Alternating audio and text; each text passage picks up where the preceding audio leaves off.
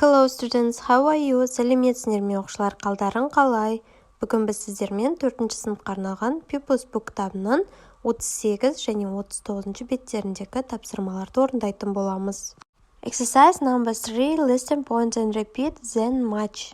Тыңдаңыз, көрсетіңіз және де қайталаңыз дейді. Одан кейін сәйкестендіріңіз. Бұл жерде сандар берілген, сол сандарды жазылуымен біз сәйкестендіруіміз қажет. Бірінші мысал 100. Ол бізде би суретімен сәйкес келеді. Яғни 100 деген сан. Екінші бізде 1000. 1000 дегеніміз 1000. Бұл бізде е суретімен сәйкес келеді. Үшінші бізде 250. Бұл санның аудармасы бізде 250. Си суретімен сәйкес келеді.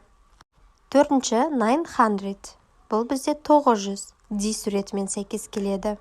Бесінші 588. Бұл бізде 588 деген сан. Бұл бізде ей суретімен сәйкес келеді. Жазып алыңыздар. Exercise number 4, page 38. Бұл жерде тапсырма бойынша бізде капитан Джек Парроттың қазынасын табыңыз дейді. Қосындыларды шығарып, картадағы жерлерді сызып тастаңыз дейді. Соңғы орын қазына орналасқан жер дейді.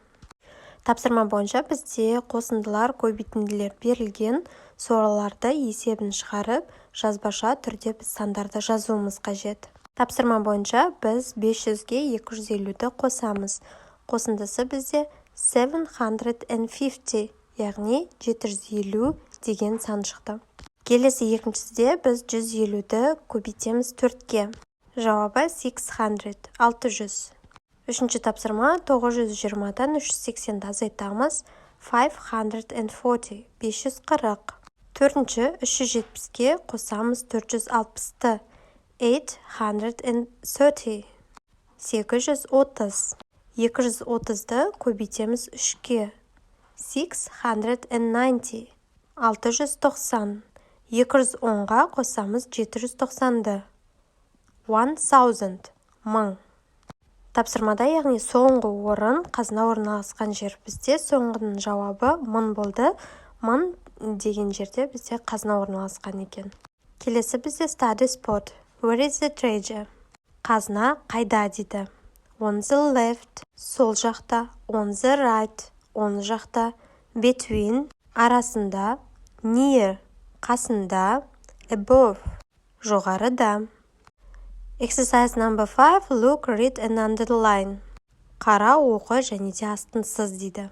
Төменгі жақта сөйлемдер берілген, біз бұл жерде екі варианттың біреусін таңдаймыз. Яғни, жоғарыда көрсетілген ережеге қарап, біз біреусін таңдаймыз.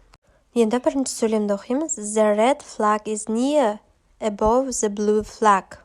Бұл жерде қызыл ту көк тудың жанында немесе жоғарғы жағында орналасқан дейді. Яғни, дұрыс жауап near. Жанында. Екінші сөйлемді оқимыз.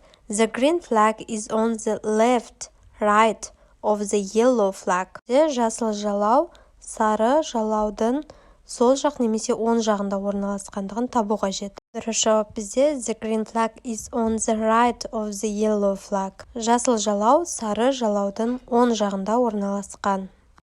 Енді үшінші сөйлем. The blue flag is above, between the red flag and the yellow flag. Бұл жерде көк жалау, қызыл жалау мен сары жалаудың жоғарғы жағында немесе арасында орналасқан. Бұл жерде дұрыс сөйлем. The blue flag is between the red flag and the yellow flag.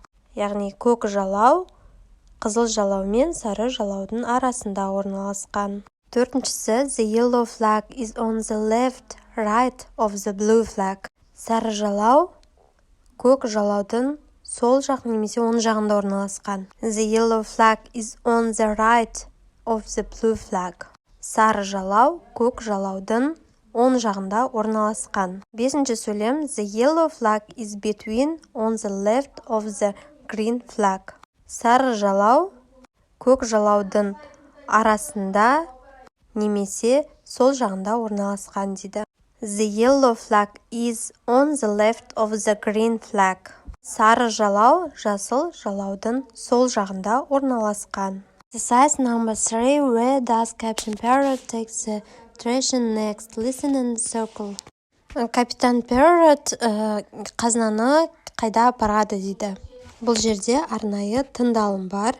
Сіздер сабақта мұғалім сіздерге тыңдалымды тыңдатады. Сол тыңдалымды тыңдағаннан кейін сіздер жауаптарын белгілейсіздер. August 31. Today is my 5th birthday. Бұл менің 50 жас туған күнім. This is my 56th trip on my ship. Бұл менің кемемдегі 56-шы сапарым. We are leaving today and taking the treasure with us. Біз бүгін жолға шығып, қазынаны алып кетеміз. October 27. 27 қазан. This is my 75th day of our trip, but we are sailing into Blackpool, England, home at last. 27 қазан. Бұл сапарымыздың 75-ші күні. Біз Англияның Блэкпулына жүзіп бара жатырмыз. Одан кейін ақыры үйге барамыз дейді.